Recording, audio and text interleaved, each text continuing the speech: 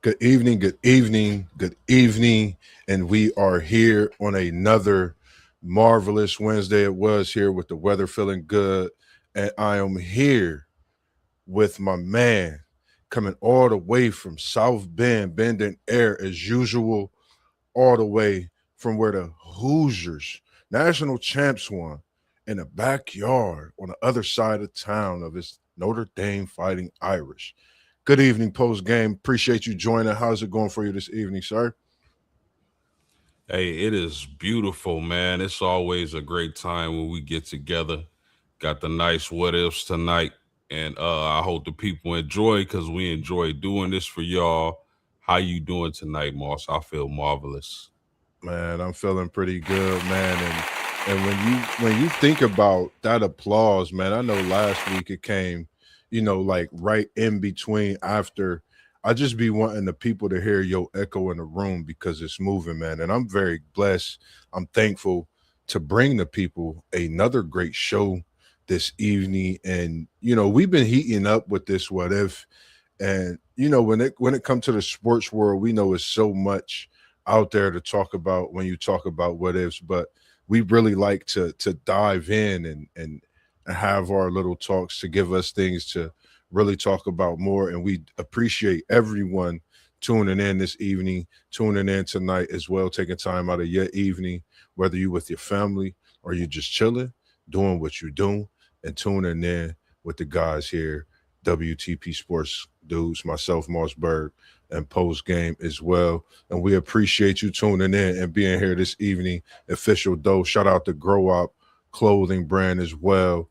And the first question on the slate, I think for me, one of the greatest. And before I get to that, man, shout out to Papa Whitmore in the building. My guy, MossBurgh, my guy, Mr. Whitmore in the building. We appreciate you birthing a legend and your son, young post, and as he say, mid post, low post, mid post, high post game sports, and you was able to give us this great gentleman to be able to be here tonight and throughout the week and since the first time meeting. So appreciate you being here this evening, and my son post MFing game. We appreciate you, and the support is always here. Mr. Whitmore as well, straight from C Bus, Mossberg in the building. And the first thing, and I think this is one post, I think this Oh, is going to have the people shaking. Go ahead. I'm be- sorry. before you get to that, man, I just want to say, man, shout out to Pop, man. I wish that I can share some stories about him on screen, but I don't Man, think that would be wise, with the YouTube guidelines. And I'm trying to actually get him on the stream with us. He acting funny, man. But I'm yes, trying to sir. get him on the stream with us. It's gonna be fireworks when he finally decides to come on. But I'm definitely trying to get him on. You gonna enjoy it. Yes, sir. Yes, sir, man. Can't wait to have him on, man. As much as he tuned in, he's been tuned in from the jump as you have been, and it's just a blessing. And he said, my twin, he's just looking better now. He get his looks from you, Papa. As they call one of the great late greats, rest in peace, the big man. So we're gonna get into it. We're not gonna hold the people up. My guy, there's time left before this decision come. I don't know if anyone heard any news. I haven't heard any news. I've been in the news about it. And my biggest what if for me coming from the sports this season, going into the off season, drafts around the corner, what if AJ the Panther stays at BYU? Give Provo another year of what we seen this year is greatness and more. What's your thoughts on what if AJ, the Panther, stays at BYU post game? Talk to me. My goodness, man. If AJ DeBansa decides to stay in Provo for his sophomore season, his sophomore campaign, I think he would have a really great chance of winning National Player of the Year. And depending on how their roster is constructed, because they lost a lot, they did just get back their point guard in the portal, Robert Wright, I believe, decided to skip the portal and come back to BYU. But they're going to need to, if Dabasa does come back, they're going to need to surround that young man with some shooting, and they definitely need to get some bigs because they lost all their bigs. So as long as they continue to do the work in the portal, you got AJ Dabasa, probably the best player in college basketball coming into the season next year if he decides to stay. They do that, and the sky's the limit for BYU. Definitely. What's up, T1? What it In the do? building. What it do? In the building. Don't hold the people, City League TV, It's good. T1. Ask somebody else, the man of many hats, so many names in the building. How's it good? It's good to see you with the day It's, off, but the day hey, working this evening. you already know it's great to be seen, man, and it's great to see my brothers. You know, I lost track of time, and I always lose track of time, and I be trying to tell y'all, like, somebody got to give me a call. Because sometimes I'll be available, but like I tell my students, I also have ADD, ADHD. I got all the stuff y'all got because they be trying to make up excuses, and I let them know I got it too. You know what I mean? I had it since I was a kid, but I'll be forgetting. And I was on Facebook, and I looked at the time, and I said, my brothers is on. I Yes, got to sir. get Yes, on there, sir. and then I see you rocking City League today. And I Yeah, already man. talked to you about because I'm about to call you Moss Thumbnail Bird and Highlight Bird because you've been out here working, man, Hey, and I see you man, I working. appreciate it. But we need that though. You know what I mean? For where Appreciate we're it. I going, we got need you. that. I got you, man. Anytime, man. Any day, man. I've cleared my schedule for what we do. As I said, I think what we have is special. I remember the night we talked till 12:31 in the morning, not to get off subject, but in the building, man. We remember these talks in WTP in the comments, but it's just good to see you. And I'm ready to put that work in because I All see day. the bigger picture. And we also got to tap into the coaches out there of City League because I got a phone call this morning and I think it's starting to happen right before our digits on our phone and as we are scrolling City League TV T1. So we got to have that conversation. Coach's Corner, City League TV, and more with MossBurgh, Post, T1, and the homies for sure. Yeah, it's like, hey, like that City League movement.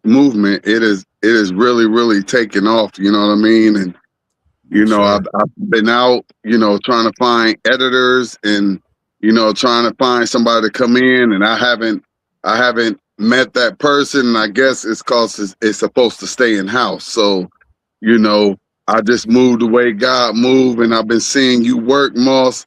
And Appreciate it. like I said in the text, man, like the podcast gonna get started before the football season, and we're gonna get out there during the football season and get to every team and Sure. talk to every coach and get ready to lay this hammer down like it's got set up to be and do. So we just moving and grooving and moving along, and it's all gonna pop. Good to Yes, see sir. y'all though. Yes, sir. Let's go. For sure. Where For where sure. where y'all was at? We talking about AJ Dabansa, and it's what if. It's part 4. And we've been talking about some good stuff. Why not talk about what if AJ Dabansa stays at BYU? I think we cooking with fish grease because we know his pops, as we see Mr. Whitmore in the conversation in the chat. We know what parents do and how they are about athletes and their well-being and education. And we see he have a great upbringing, and that's been a talk, his education being first over his basketball career. Not to mention BYU has one mega star coming in as well. After they just got BYU AJ Dabansa #1, they have a #6 coming in this coming year as well. They have money. That's because they have money. If you want to talk about what they have money, and apparently they're ready to spend it. And one thing that I've been talking about since they started this NIL thing was, why rush off to the NBA or the NFL or whatever or whatnot? Why rush off? Enjoy your life as a teenager and going into your early 20s. Enjoy your life.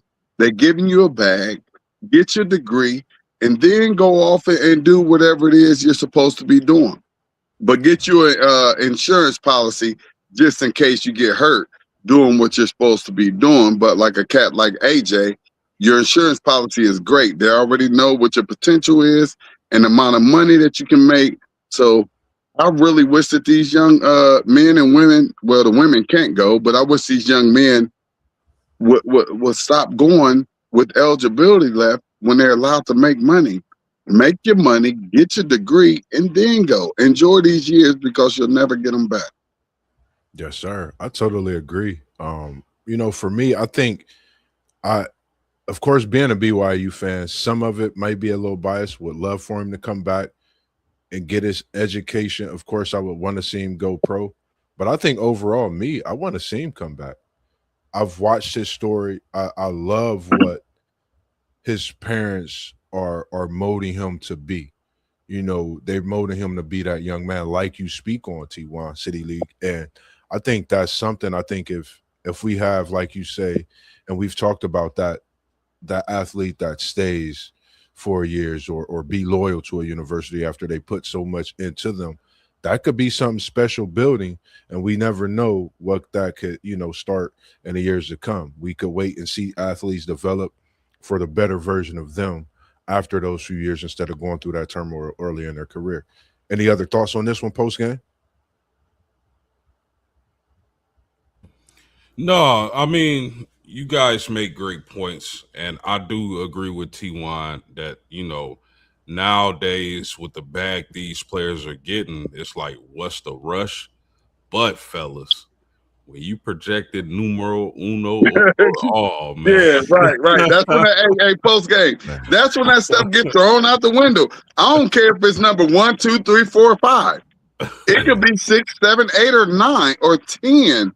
But we want them to get their education. But if you like number 1 or 2 or something, like, you better already have a bag and have mom and pops there and everything is great. And that's what I say about the education. But if you're number 1, there's nothing else for you to do on that level except for go and win a national championship for your university. And I like that part.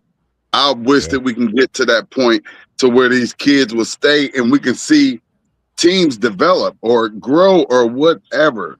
Right now, it's all microwave teams who can put the best team together with the most amount of money, and that's who's going to win. Yeah, agree. And it's good to see WTP Sports dudes in here. The man that put us all together, he said AJ would be making. That's Rob, Mr. Brown, for y'all that don't know. Yes, sir. Yes, sir.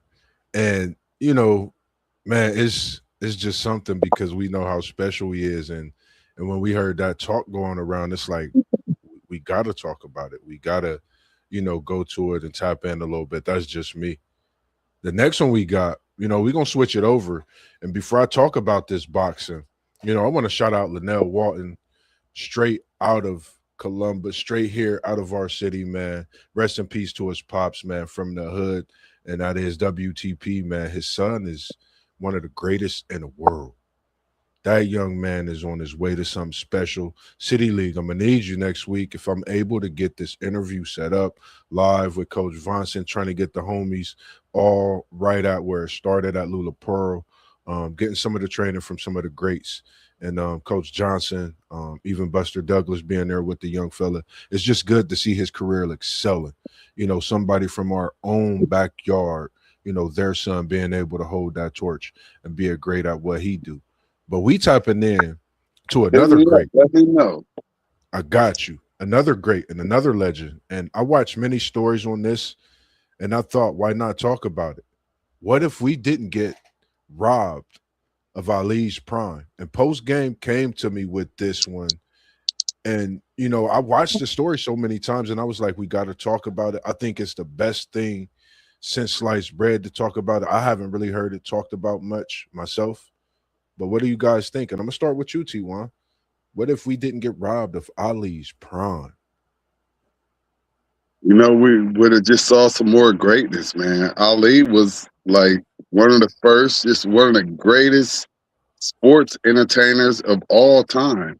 And you have to throw that entertainment in there. And since he had the skills and the talent to box as well as he did, I mean, that just made it even better. And I'm one of them conspiracy theorists to where I feel like they did something to Mr. Ali, and because they did something to him in his prime, and that's what we're talking about right now.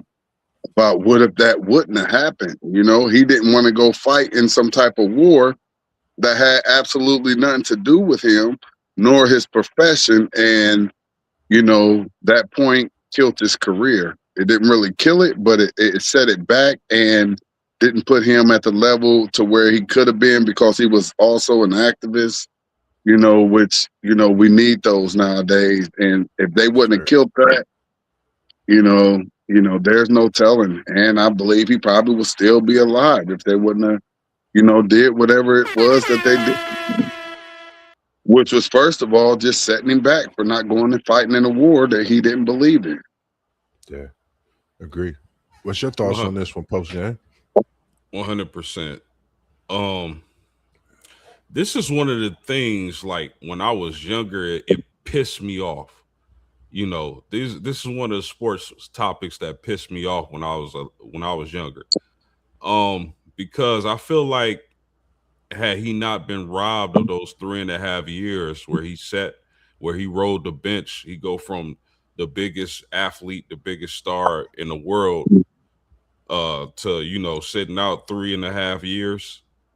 What we saw was when he got back in the ring, first of all, this is a heavyweight that's moving like he's 150 pounds. Float like a butterfly, sting like a bee. Rumble, young man, rumble. Right. So when he got back, he couldn't move his feet like he used to do. He wasn't as light. He wasn't as quick. And I personally felt like his big advantage fighting at heavyweight was his quickness, his foot speed, right? Yeah. That was gone. That was gone when he got back. He was a totally different fighter. So if you telling me he never takes those 3.5 years off, I don't know if he loses up until he gets to the latter part of his boxing career. Like the first fight with Smoking Joe, I don't think he loses that.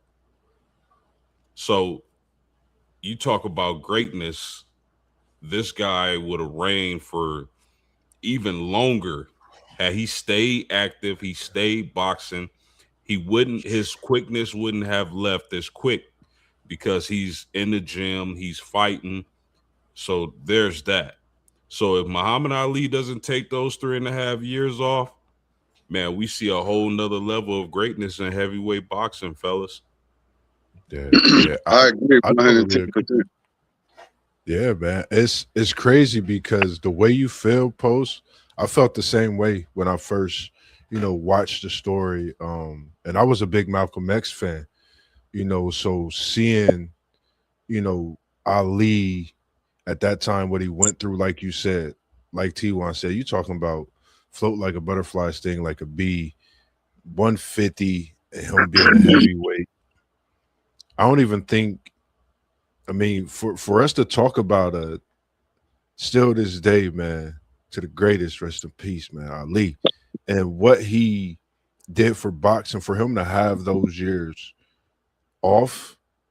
Imagine if he would have had those years, what the boxing world would look like today. Who would be considered not just the greatest of all time, but what would that ranking look like?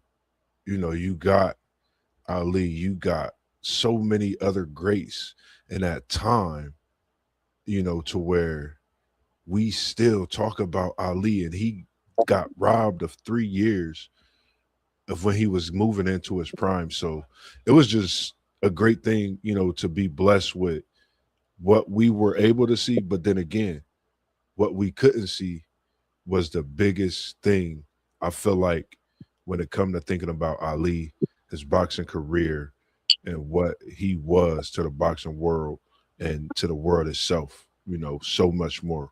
And we got one for you since we got Parlay Poe. We appreciate you tuning in, Parlay Poe, as well. And we're going to come your way right now. We coming right but hold up, though, Moss. Hold up, though, Moss. Any other thoughts? Ali, real quick before we go, here's the real thing, though. it became bigger than boxing because Ali was educated. You know what I mean? Educated within life and about life. So what happened was they had to silence him.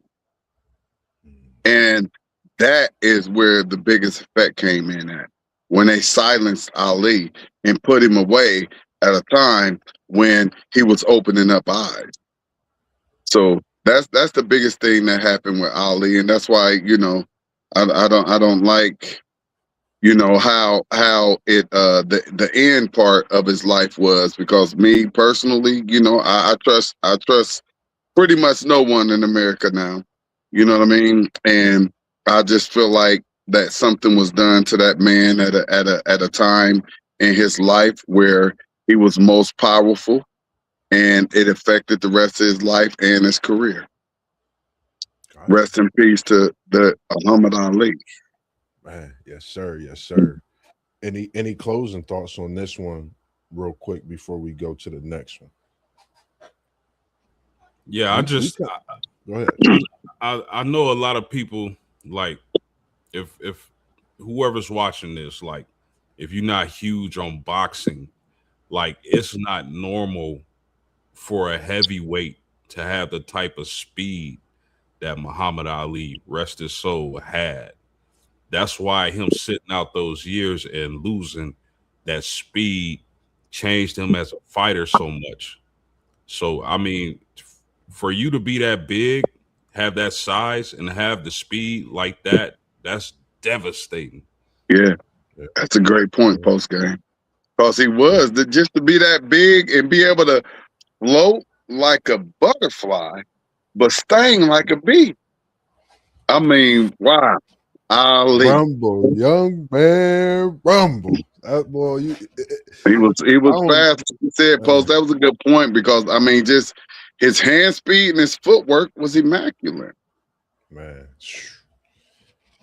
It's like, I bet fighters really was watching his feet work and getting their head knocked off because they didn't know what to do.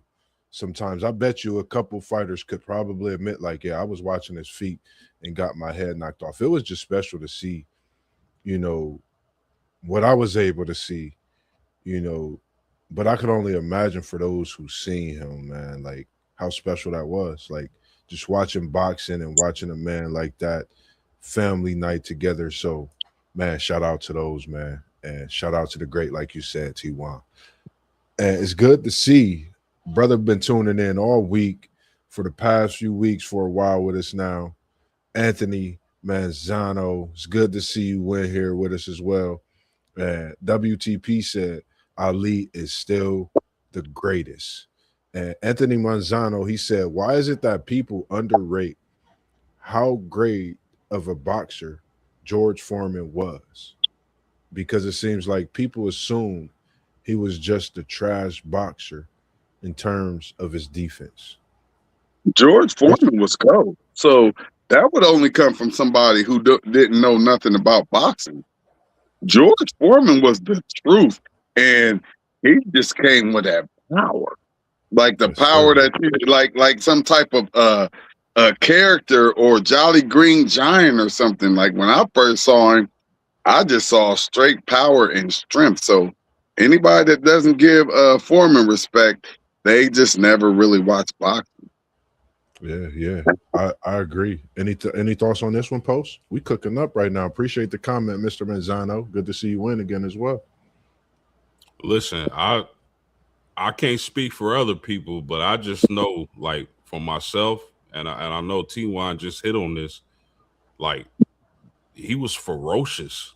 Okay, Man, he was ferocious, a man. boxer. I don't think anybody would want to stand there and exchange blows. At least anybody I know would exchange blows with a prime George Foreman, even in the latter stages of his career. You know, him being so old and winning a championship. But Yeah, I mean, that dude was a devastating puncher. I think he's one of the greatest heavyweights ever. yeah. I don't I I agree. don't I don't underrate him at Where all. you post game? Yeah, I What's that? totally agree. Oh, he Go said he ahead, with T. it. Yeah. I totally agree with you, Mr. Mazzano, because I don't know why people would think that Foreman is not good in any way. He was a guy I watched. I think, it was that fight with Riddick Bowe back in the day. I remember watching. I remember watching quite a few George Foreman fights, man. And when you talking about George Foreman, just think of seeing a guy that size. Some say undersized and whatnot, slow, no defense. You could say Charles Barkley and George Foreman, two in their sport that everyone feared. You're not gonna get on that court and say nothing disrespectful to Chuck. You're not gonna get in that ring and not get hit by with a left hook or a right hook by Foreman. That's just it. So I see the next comment and he said, "No, this is coming from boxing fans, hardcore ones at that." Everybody has their own opinion. But for us, we like what George was doing in that ring.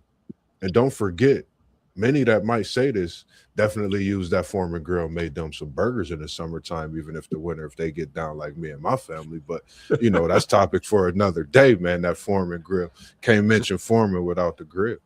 Let me remind people, like when it was announced Ali and Foreman were going to fight, people were scared for Ali's life going against George Foreman. Right. Yeah. Because he hit so hard. Like, I got Foreman, like, definitely for me, like we say, everybody have their own opinion. But, like, my top three, like, for real, is Ali, Tyson, and Foreman. And, I rock with that top three against anybody because you're going to get power, you're going to get footwork, and then you're going to get a sledgehammer. And then another sledgehammer. And he underrated. And I think Foreman's underrated. And, of course, we might have seen the defense that people say, but I think he's an underrated fighter. I couldn't even really see the flaw as much as everybody would say with the defense, if that makes sense, because of how great of a fighter he was. That's just my opinion. And Anthony Manzano came in with another comment as well. Appreciate these comments as well. And he said, and I think that line of thinking comes from because they're comparing him to Smoke and Joe and Muhammad, who were elite boxers in terms of their footwork. Got a great point. Definitely I like got that. a great point But there. I will say this for anybody who doesn't know who George Foreman is. I would like to know, outside of Tyson and Ali, like, who would you put ahead of George Foreman in his prime that would want to go up against George Foreman in his prime? Man. For any viewers out there that are not George Foreman believers and think that he may not be in the top five, who y'all think who y'all gonna put above him outside of Tyson and Ali in his prime, that he wouldn't go in there and catch him with one of them haymakers that he brought back from Mississippi and he'd be connected with you about to go see Jesus? Yes, sir. Yes, sir. And another one, he said, it's hilarious. You should bring that up. My generation says Tyson Fury will dominate George. We going. Anthony Mazzano, definitely tap into the WTPSportsDudes.com. Send us an email. Unc is in the chat. Definitely send him an email. We could get you on the show. We could set something up because we got some boxing shows that we definitely want to attack with more talks as well. And Unc, we appreciate you tuning in this evening as well through your busy schedule. And he said he probably definitely outside of most people's top 5 to 10. Man, but Fury, he bullied people because he was so big. You know what I mean? Mm-hmm. Like, wasn't nobody gonna bully George Foreman. I'm sorry. You're not going to bully him, and if you get caught slipping, you're going night-night. And he knew how to play defense. He can get up in there and rock with you and cover himself. That's the part of boxing that people don't think about, is the defensive part. Like that gypsy genie, whatever they call him or whatnot, he's mainly offensive. You got to think about that defensive part of the game. And them old school cats knew how to cover themselves up and defend and wait and wait for that shot and lay you. And that's a great point. Let me add this too, man. Fury lacks punching power. Mm, Fury talk that lacks punching power, man. I think a talk. more comparable heavyweight would be maybe a Lennox Lewis. Lennox Lewis was bad. Yeah, he was bad, but I'm taking Prime George all day. Prime George gonna put Lennox down. Oh yeah, I'll take Prime George, but I think he would be a better. Lennox was cold though. He But would, I feel you. yeah, I get what you're saying completely. Because Lennox was a great heavyweight fighter, and Yeah, you can't yeah. put nothing past him. He was a great heavyweight fighter, regardless of who he went in there in the ring with. He was going to perform, and you was going to be happy with the outcome and his performance. So I'm rocking with that. I agree. I agree. And we appreciate everyone tuning in this evening, rocking with the guys here at WTP Sports Dudes, post game, MossBurgh, City League TV. And we see you in the building, Parlay Poe. And we're going to say rest in peace to one of the GOATs of your team, that Go Blue, that Michigan squad. And I was thinking about it. There's a lot of thoughts in the chat. What if Roy Tarpley? And I put the question mark because there's so many things, so many talks. I like respectively talking about someone, understanding, we have our opinions and things, but rest in peace to a great, in my opinion. I really looked at Tarpley, seen everything and looked at so much. I just say, man, I wish I would have been able to see him up close with my own eyes. And I think this is a great that will always be etched in Michigan history forever.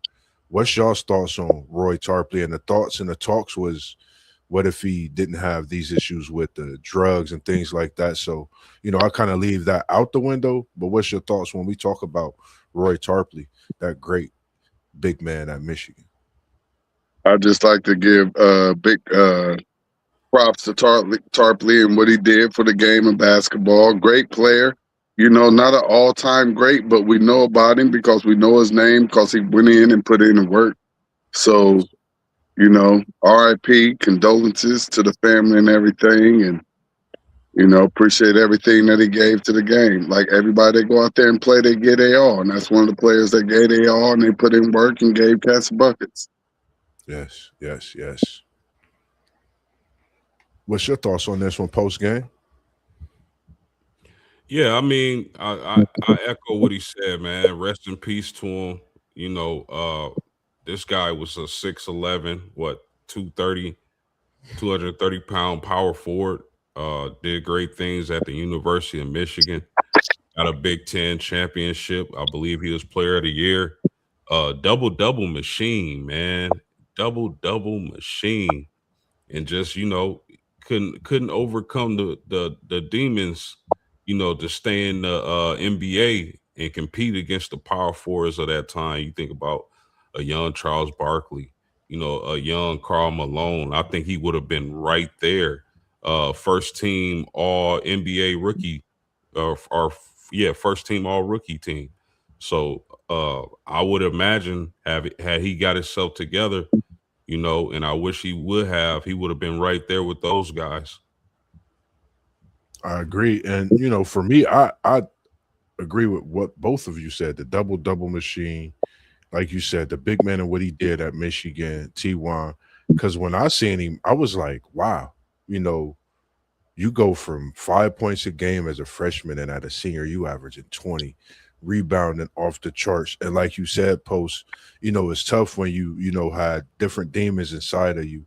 And, well wishes to the family, because I'm not trying to say anything negative. We not trying to say anything negative. It's just good to see some of the great history that we actually blessed that, for me, I wasn't able to see.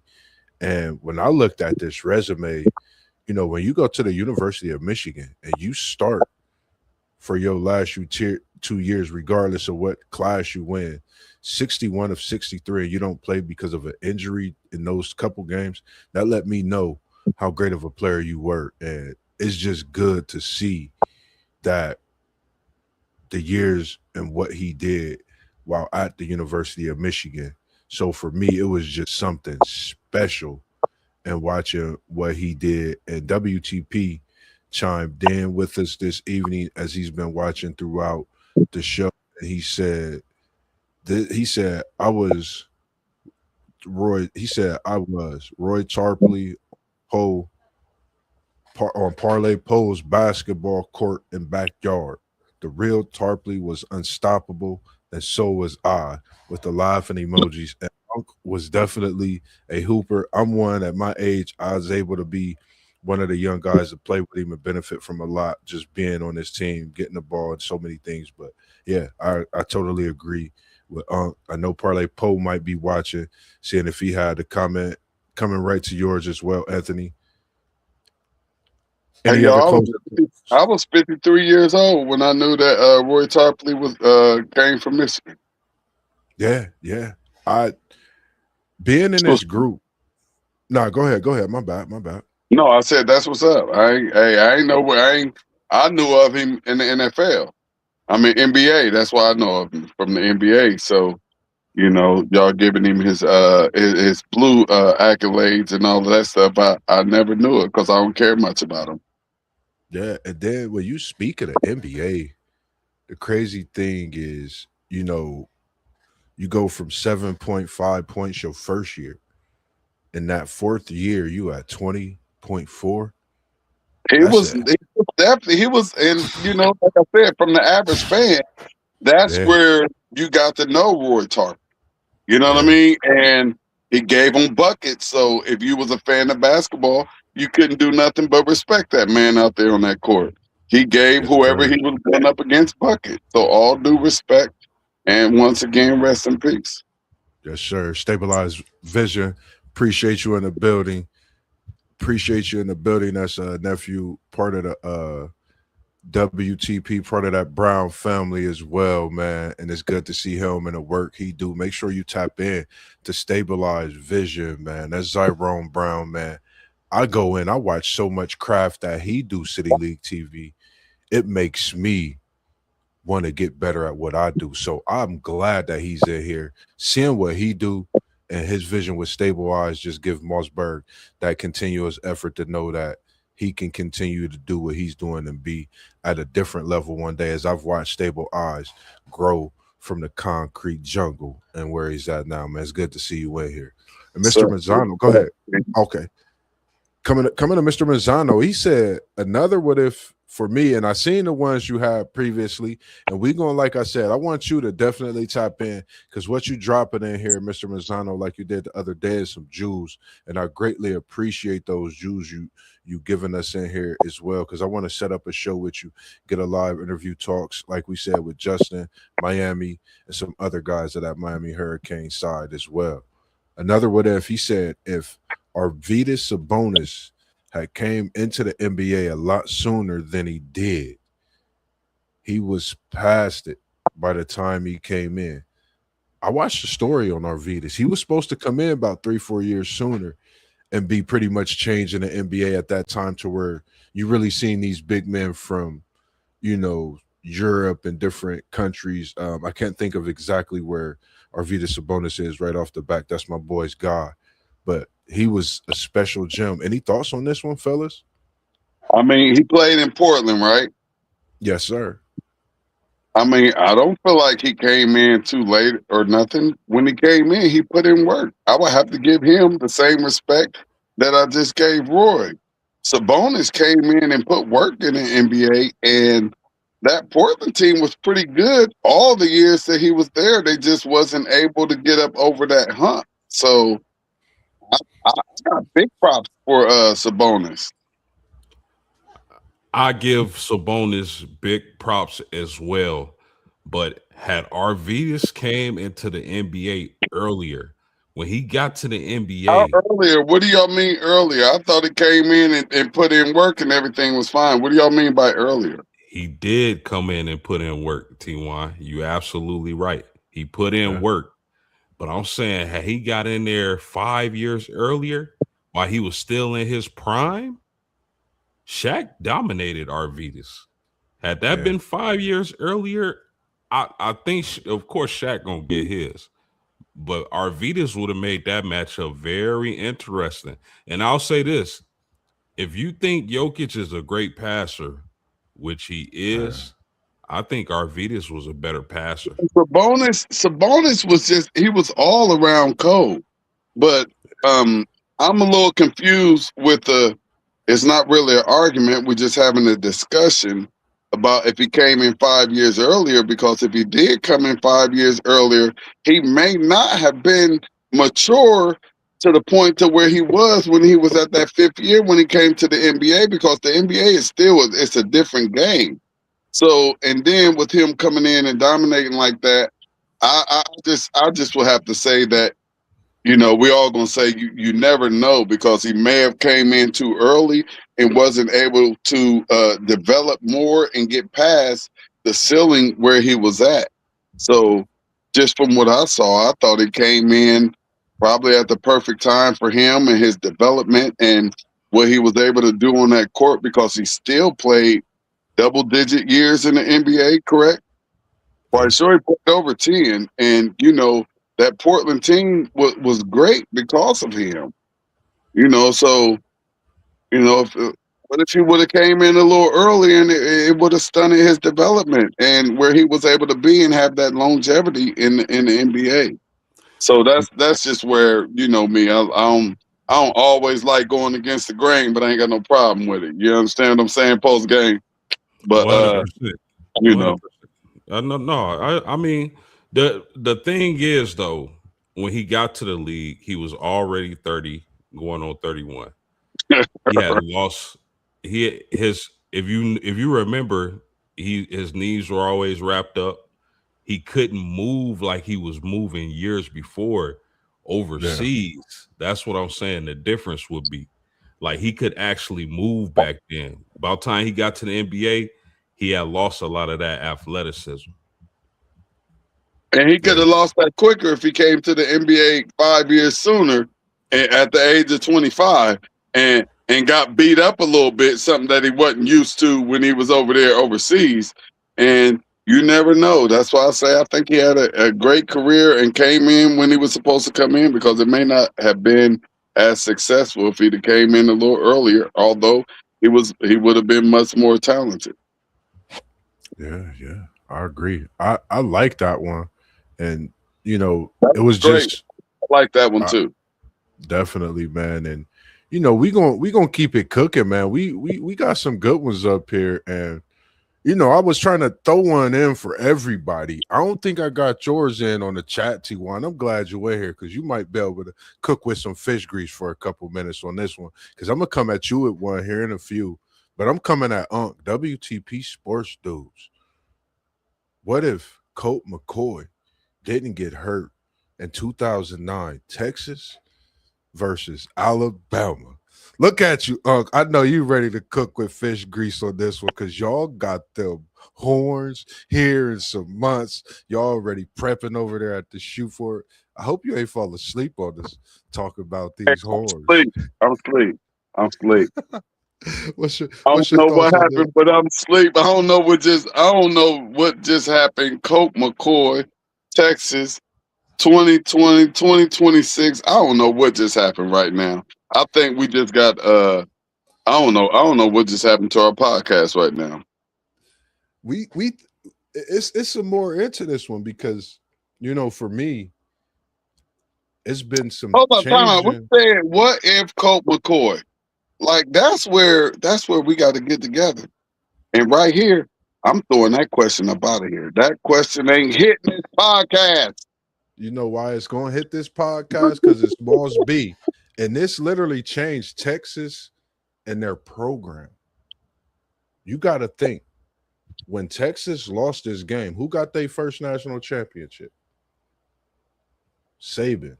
What did Saban do after this over at Alabama? Build a dynasty. What did Texas go through? Losing seasons. Talk to me post game. What's your thoughts on this one? I think they would have defeated Alabama in the national championship game. It would have been a close game, but I think ultimately Colt McCoy and the Longhorns would have prevailed. And our man Rob of WTP Sports News probably would have did a few backflips, jumped through the roof. Would have had to get roof repairs because he jumping like Jordan because Texas won the chip that season. But it would have changed a lot of things. Maybe Saban doesn't get that momentum he needs to have the crazy recruiting classes moving forward. Maybe it takes a little more time to develop that dynasty in Alabama. So it would have changed a lot of things. That Texas team has some players on it, man. I believe that's the team with Earl Thomas, right, Moss? Y'all Yes, remember? sir. Yes, Yeah, I sir. think Earl I Thomas. personally think, and then for him to go out so early in the game, I believe it would have been a back and forth close game, and at the end of the game, Texas would have pulled it out. So let's do this. Let's say that there's no tuck rule. Tom Brady got sacked against the Raiders. The game was absolutely over. There's no first Super Bowl. There's no nothing if that happens. It didn't happen. I would love. I was a Raider fan, but I still was Bengals and Browns back then. But Raiders and Steelers were my first love. Those were my first teams before I knew that I was from Ohio and I should be rooting for my teams. But those were my first teams, and that like still haunts me as a young Raiders fan because if you take that out of the equation, there is no dynasty for New England. And then we can fast forward some other years and take some airs and put some extra air into the ball and take away cameras and do all of this and all of that. The dynasties are going to be what the dynasties are. Whoever they want to start this dynasty, they're going to make sure that they start the dynasty. And ain't nothing nobody can do about it. I'm 1,000,000% behind you on that tuck rule. That was the biggest bowl of BS they ever fed the people. The game was over. The game was absolutely over. Absolutely over. Because of that call right there. They were able to win their first of many Super Bowls. Facts. Yeah. And the that next wasn't one- anybody getting injured. Yeah. Sorry I to agree. switch it up a little bit, but you No. know, when I hear the ifs and buts, you know, my high school basketball coach, Dick Ricketts, 88 and 90, if ifs and buts was candy and nuts, it'd be Christmas every day. First time I ever heard it was from that man. Yes, sir. But not, one thing with me, man, I love when we get on here because we could just do what we do. The what ifs is always good with MossBurgh. So when you chiming in with the what if, I might have had something to say about the same what if. And when you bring that in on the Flatergate, that was one me and post game definitely wanted to, itch our way back into sometime because we definitely have like a slew of them. But I try to, I don't know, it'd be some tough, some I want to jump to. But at the end of the day, I definitely like that one as well. And for mine, and WTP, he did come in, he chimes in, he said, Texas blows Bama out. They had no answer for shit. Oh my goodness, man! You know what? I totally. Y'all wonder forgot why that I brought team. this on here. Y'all forget this Colt McCoy team beat Ohio State. I got totally something forgot before that that. team had Will Shipley, man. I totally Yeah. forgot.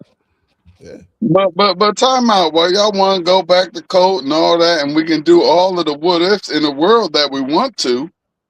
So everybody want to forget just a few years ago, there was a play that happened in the end zone in that Ohio State and Georgia game when it was clearly a personal foul, and that defensive player from Georgia should have been thrown out the game, and Ohio State would have had the ball at about the 1 yard line. Like, we don't want to talk about no ifs and ands and buts where that was supposed to be Ryan Day's first national championship. Y'all better stop it. And everybody watched the game. Everybody saw Jeremiah Smith get absolutely clobbered in a defensive position. The commentator said, yep, he's out of there. It's going down.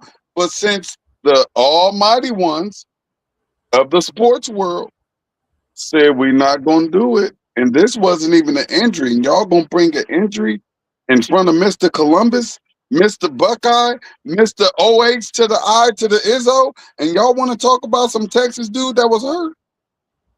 And we got our player knocked out the game. And if you do that, we up like 24 points, and there's absolutely no way for you to come back. Y'all better stop it. Don't start with me. I've been chilling. We've been talking about boxing. We've been chilling. We've been talking about BYU. So we've been chilling. And y'all don't get me started, man. When it comes to this Texas and Colt McCoy, listen to me real quick. They not only was 16-21 after this, they're just now getting their feet back under a whole new head coach, Sark. This is years later. This is over 15 years later that a team is just now getting themselves back in position. You know, Charlie Strong couldn't do it. Nothing against the people they brought in, but you seen the domino effect. Like you said, Saban went and built a dynasty during that time. So you got to think when you play Alabama, they're going to add its smoke. Who built it, or did they build it? He built it with the players that he brought in, and the players bought into what Nick Saban, you know, was doing at Alabama. I think, you know, that's just my opinion. I think he built something great. It was already what it was before he got there. He watched and learned so much. So that's what I would say with that one for myself. Outside of that, I do have one for you, T1, but I'm gonna wait for a minute. I'm gonna wait for 1 minute, and I'm gonna go to one. I'm a little heated right now, and I'm ready to get excited. What if for you, since we got the Buckeye in the building, and I'm gonna come to you last. What if Ohio State played Michigan in the COVID season? It's been on my mind. You know, I thought about it a lot. You know, I know we've talked about it.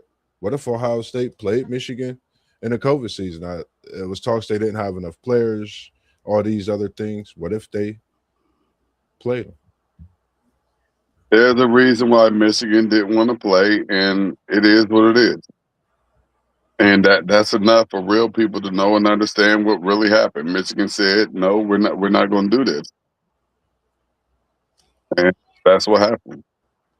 And we didn't get to play the game.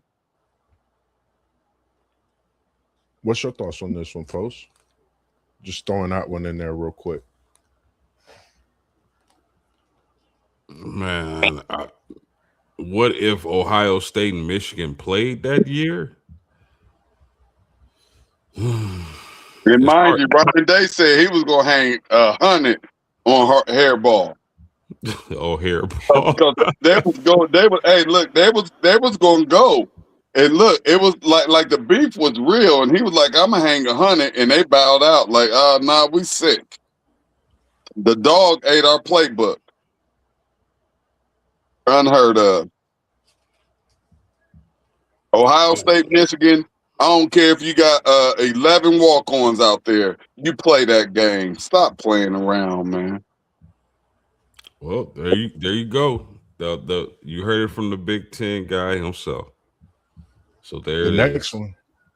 The next one, if I had, and you know, before we get out of here, this was the last one I have for such a slight short selection this week. Because I'm gonna switch it up a little bit next week, but this week just had a slight selection on a few. What if Drew Brees did not leave San Diego? What if he didn't leave San Diego to go to New Orleans? What's your thoughts on this one? I'm gonna come to you first, Post. What's your thoughts on this one? Drew Brees, San Diego, New Orleans. They probably still are the San Diego Chargers, for one, if Drew Brees doesn't leave. You think about LaDainian Tomlinson, Drew Brees, and Antonio Gates at tight end, along with the receivers they were able to draft that were really good. Their defense being solid. I believe that the San Diego Chargers, with a healthy Drew Brees, would have won a Super Bowl. One of the dumbest things ever was them letting Drew Brees get to New Orleans. Man, once again, y'all know me. Probably didn't see it at the beginning, But that San Diego squad, I mean, they were nice. Freak injury, send him to New Orleans. New Orleans get the hurricane. New Orleans get a Super Bowl. Drew Brees, 6 foot quarterback, gets a Super Bowl. I don't know why they do things the way they do it and how they do it, but I'll just be watching sports now. I'm chimed in. He said that it would have been the same. And I just, for me, I feel the same as far as in like just seeing him leave, you know, like you said, I don't think they would have changed their name if he stayed. They definitely still that same team. But I don't think they've gotten over that hump, really. If you think about it, New Orleans has gotten the Super Bowl. They've been in position, I would say, multiple times. San Diego have gotten the LA Chargers now have gotten these draft picks, have gotten Justin Herbert. I don't know if that's their, way of looking back on that. I have no idea. But I think, when you look at some of the moves that's made when it comes to one like this, whether it's an injury as well, even, I think it can, change the alter, it could alter the organization, the team. You could have that setback. And some organizations have been set back for quite a while from different moves that they've made. They just haven't been able to get back to their normal self. And Mr. Mazzano, he said it would have made no difference. They would have still drafted Philip Rivers with Drew on the roster. But that's what I was thinking. Like even when Drew left, they had Rivers come in, and they were still a functioning team. They wasn't a bottom dweller or anything like that. The Chargers were still a functioning team that was making it to the playoffs. And for real, at the end of the day, that's all the owners care about. They want to make that money. They want to make it to the playoffs, and I believe they know who winning the Super Bowl. So Anthony, my man, you telling me if Drew Brees was healthy, they would have still been in position to draft Philip Rivers? No, absolutely not.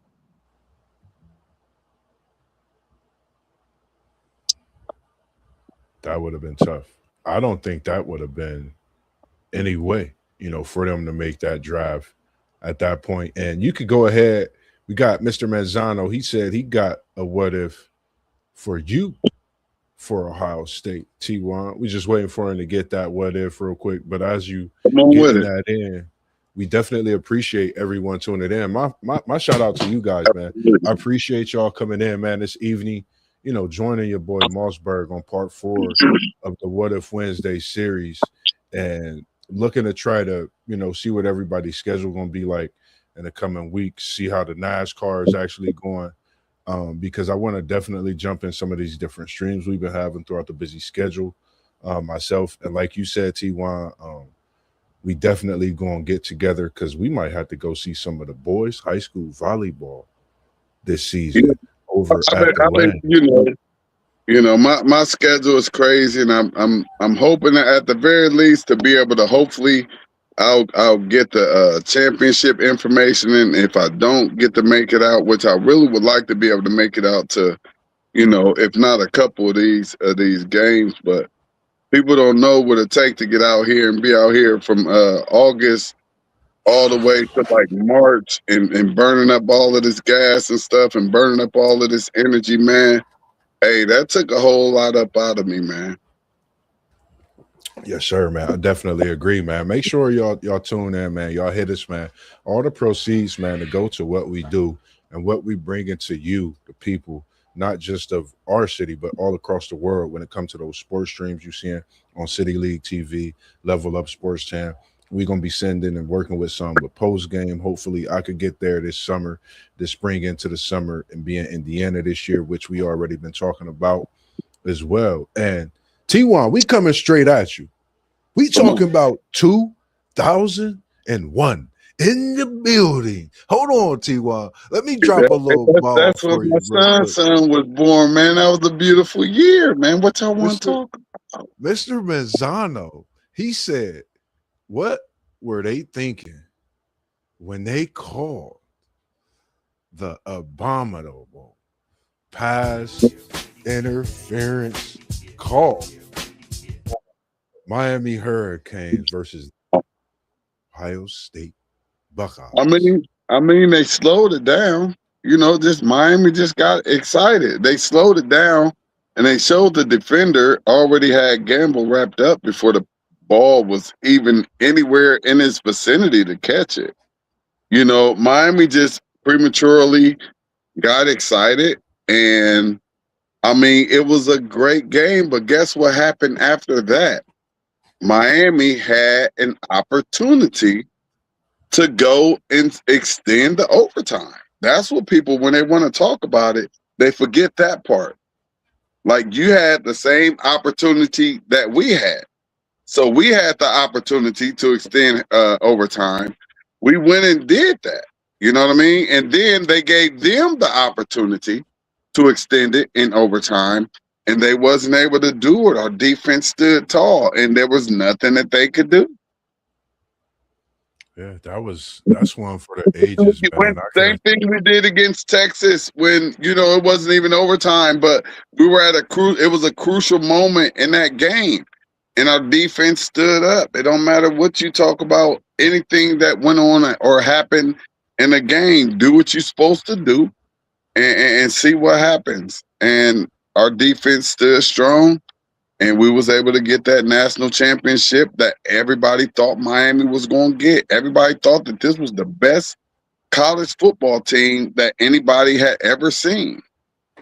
And, we put an end to that. And I got my story to where, it was years later, and I'm talking like 20 years later. I'm in Miami. I got my Ohio State stuff on. And a cat rode down the street in a big white Suburban.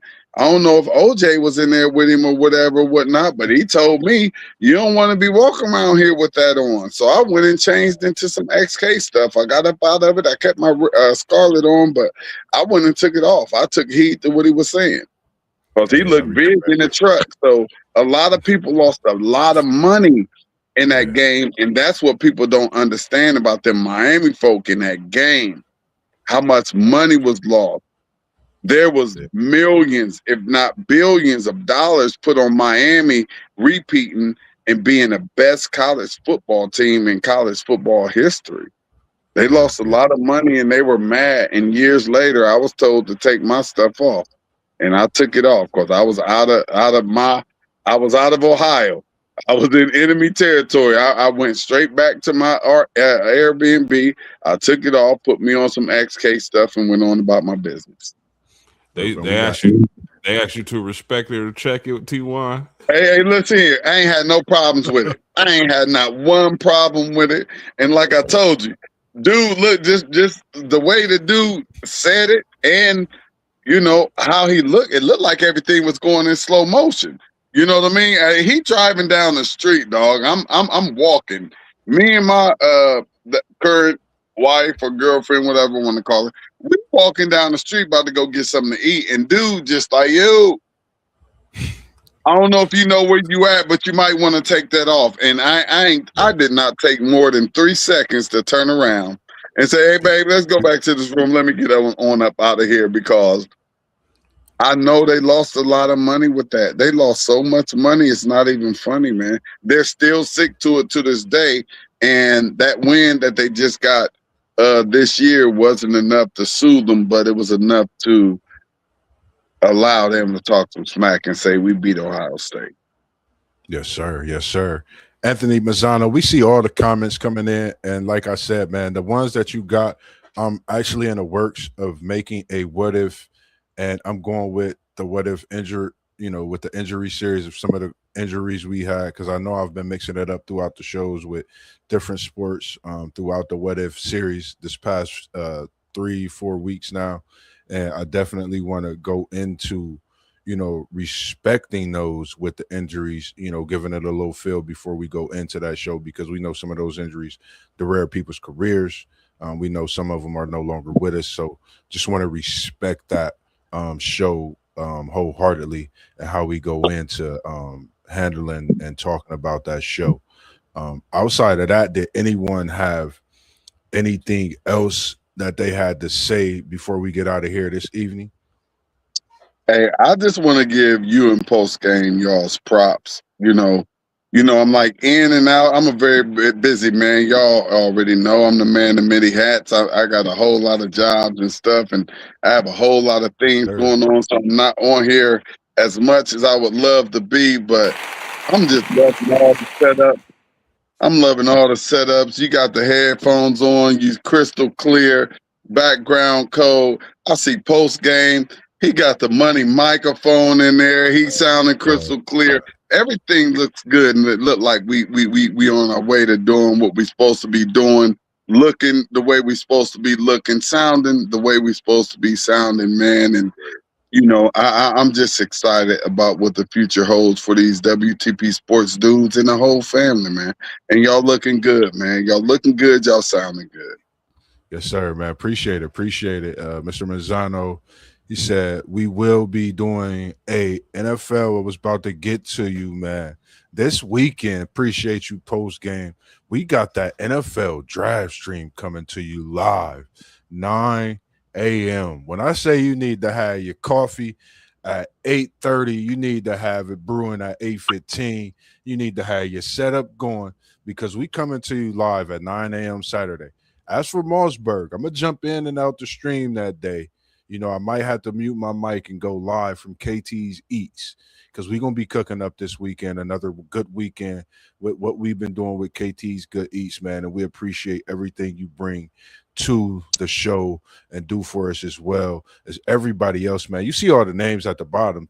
T1, as SEC Sean did yesterday, man. I like the way he gave everybody that open mic before we got out of here. So as we do and make things better by, diving in, you get better by doing things that you see could to make it better, man. I'm gonna give you the floor. I'm gonna give Post the floor, and then I'm gonna say a few things, and we're gonna get up out of here for the evening, man. And we appreciate everybody tuning in and staying with us this evening. I'm gonna start with you, Post. Anything you want to tell the people? I know tomorrow is Thursday evening.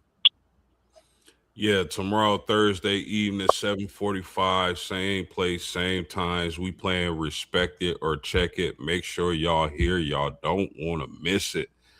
Salute the T1. I appreciate those words, man. You the seasoning to the noodle packet, man. So we would love to have you back on as much as possible. We know you busy. To Anthony Mazzano, we really appreciate you. But I would ask what would have happened if Salvador Lopez didn't die. I think he would be just as great of a boxer. But other than that, man, my man MossBurgh, I appreciate you like always. Great show. Keep grinding, my man. Appreciate it. Hey, we just gonna keep on doing what we do. Y'all see everything that's strolling down at the bottom. And I don't know why they ain't fixed it yet, but City League TV is also on YouTube, just like all of our other platforms. But we're not so much concerned with that just yet. But we will be getting this thing kicked off before the start of the new school year with bigger and better live action highlight clips, stats, and all of them great things, man. So just follow everybody down there at the bottom and continue to support us and show us love. Yes, sir, man. As he said, man, appreciate the words, man. It's like I said, man, it's a blessing, man. You come into the room with people and things happen, and I feel we're gonna be shaking so many rooms in the years to come, man, as we already do when we get on here and do what we do best, something that, we felt and found the love, having talking our sports amongst each other. And for all those coaches out there in the City League, if you've came across City League TV, tap in with him. We trying to get a coach's corner talk. Coach Jones from International. I appreciate you tapping that line this morning. My God. And we're gonna definitely, yes, sir. We're gonna definitely get it situated. And I can't do it without you, City League. I can't do this show without you, because as much veteran that you bring to the building, as many games have you already been to, the coaches know who you are. Some know who Moss is. Yeah, we're gonna get it. It's gonna go down. Man. Definitely. And we appreciate the busyness, man. Definitely, man. And we appreciate how busy you've been out there. And as you always do, man, you taking us out this evening. Make sure y'all tune in tomorrow night. Check it or respect it. Y'all know the deal. WTP Sports Dudes. We was in the building. Now we up out of here, y'all. Peace out. We love y'all, and it ain't nothing you could do about it. Yes, sir.